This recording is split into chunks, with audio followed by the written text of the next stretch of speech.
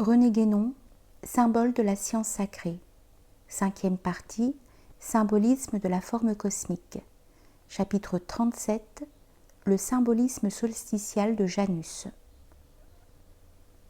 Nous venons de voir que le symbolisme des deux portes solsticiales en Occident existait chez les Grecs et plus spécialement chez les pythagoriciens. Il se retrouve également chez les Latins, où il était essentiellement lié au symbolisme de Janus. Comme nous avons déjà fait allusion à celui-ci et à ses divers aspects en maintes occasions, nous n'envisagerons ici que les points qui se rattachent plus directement à ce que nous avons exposé dans nos dernières études, bien qu'il soit d'ailleurs difficile de les isoler entièrement de l'ensemble très complexe dont ils font partie.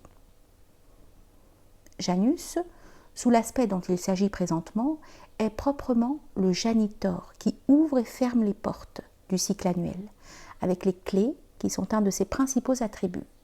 Et nous rappellerons à ce propos que la clé est un symbole axial. Ceci se rapporte naturellement au côté temporel du symbolisme de Janus. Ces deux visages, suivant l'interprétation la plus habituelle, sont considérés comme représentant respectivement le passé et l'avenir. Or, cette considération du passé et de l'avenir se retrouve évidemment pour un cycle quelconque, tel que le cycle annuel, quand on l'envisage de l'une et de l'autre de ces deux extrémités. À ce point de vue d'ailleurs, il importe d'ajouter, pour compléter la notion de triple temps, que entre le passé qui n'est plus et l'avenir qui n'est pas encore, le véritable visage de Janus, celui qui regarde le présent, n'est, dit-on, ni l'un ni l'autre de ceux que l'on peut voir.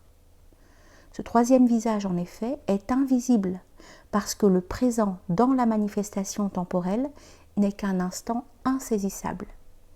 Mais lorsqu'on s'élève au-dessus des conditions de cette manifestation transitoire et contingente, le présent contient au contraire toute réalité.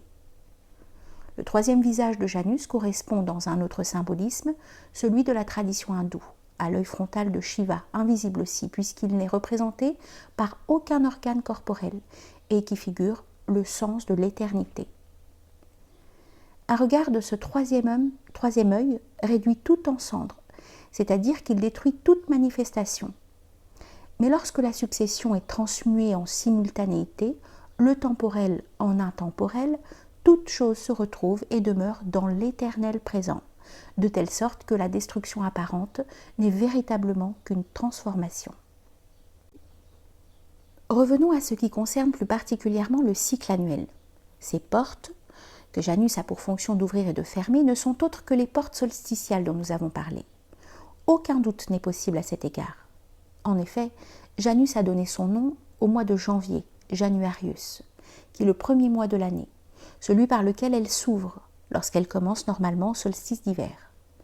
En outre, ce qui est encore plus net, la fête de Janus à Rome était célébrée aux deux solstices par les Collegia Fabrorum.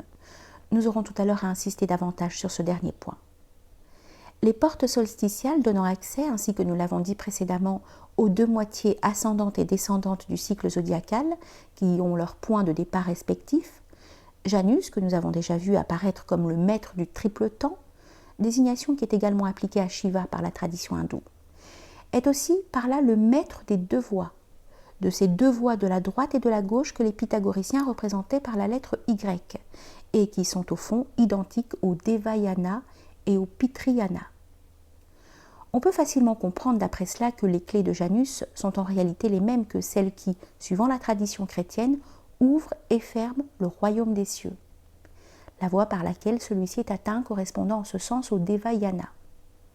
Et cela d'autant plus que sous un autre rapport, ces deux mêmes clés, l'une d'or et l'autre d'argent, étaient aussi celles des grands mystères et des petits mystères.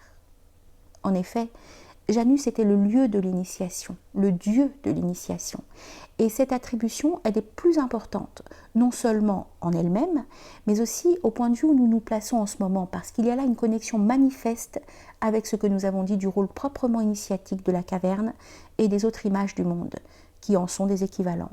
Rôle qui nous a précisément amené à envisager la question des portes solsticiales.